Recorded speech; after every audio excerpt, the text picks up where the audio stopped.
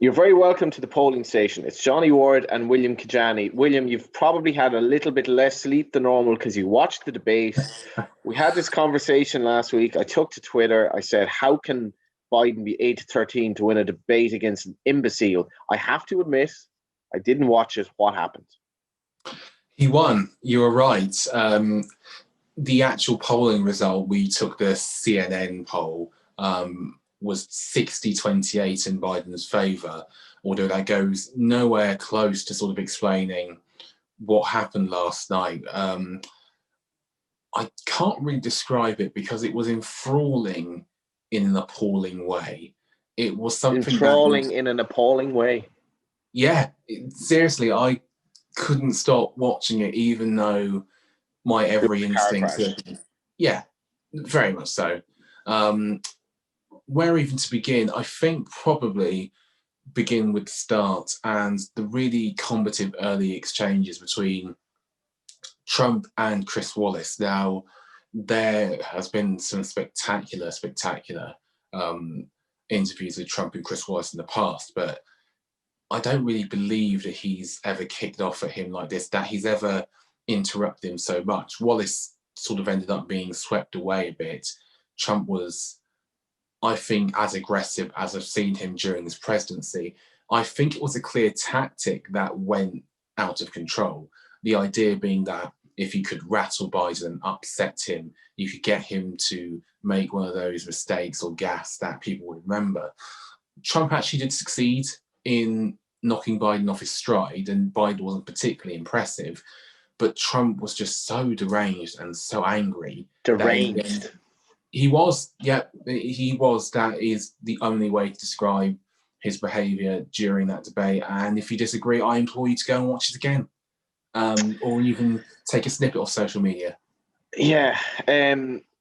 Was the 8-13 value then? And I'm not kind of saying this because it came through, but was it? Surely it wasn't unexpected that a deranged man would act like a deranged manner. No, but I think people had it in their mind that he could get under Biden's skin with a bit more control. I think people thought you could have a repeat of 2016, where Trump did lose all those debates, but he managed to strike some wins as the challenger by just poking around Hillary Clinton and overstepping those lines and really pushing the boundaries. He looked in control of what he was doing then, as weird as it sounds, and he wasn't yesterday from a stylistic point of view. What does this all mean? It all means that Joe Biden has shortened. He shortened into 8-13 with us. He was 4-6 this morning. He was bigger before the debate. You could have gone 3-4 in the last couple of days. It does actually, I think, have a big effect on the race for the White House, because Trump is in a weird dynamic here, in the sense that he's running the campaign of a challenger, but he's the incumbent, and he's also 7 points behind. And usually debates see a narrowing of the race in favour of the incumbent, or the challenger, I should say, because they get that airtime, they get that time to demonstrate what their vision would be. This was very different from that in all sorts of ways. And Trump, I think, needs at some point to go and grab a voting group outside of his base. It's all How does he do that? He's got to lead on the front foot with his topics. Namely, they're probably the economy and law and order. I don't think they're slam dunks for him, but I think it's much better for him to do that than it is to talk about COVID, or maybe the Supreme Court as well, which is something that can energise Republican voters. He's had a tough time, I think, this campaign, getting outside of the groups that he can easily toss red meat to, like the Proud Boys yesterday. Okay, so they're very happy and they're having a good time on 4chan, but they're not going to swing the election. It's probably going to be suburban housewives in states that are blue and purple. That's the people he needs. He got them 4 years ago. Would that sort of person be impressed with what they saw last night? The polling suggests not, and I'd be inclined to agree.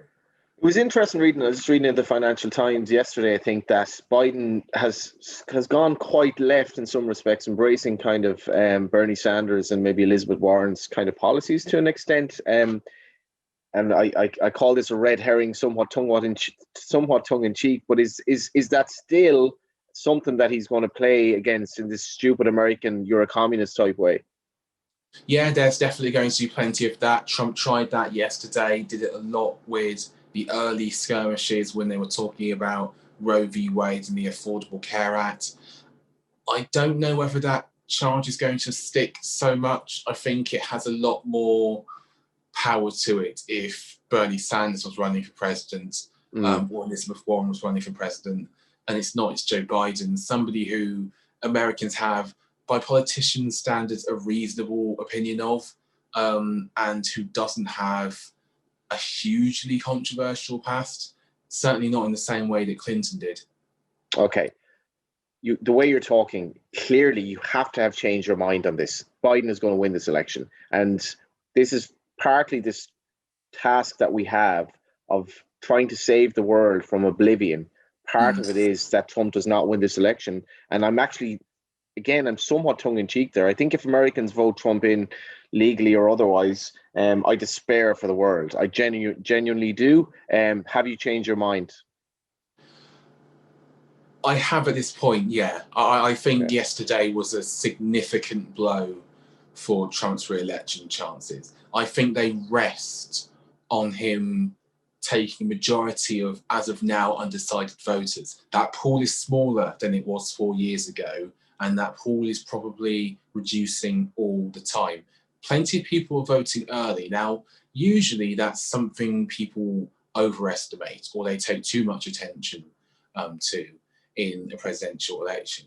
Not this time, not with a pandemic that makes voting in person, for the first time, I think, an inherently dangerous activity since the war. And Trump is running out of time.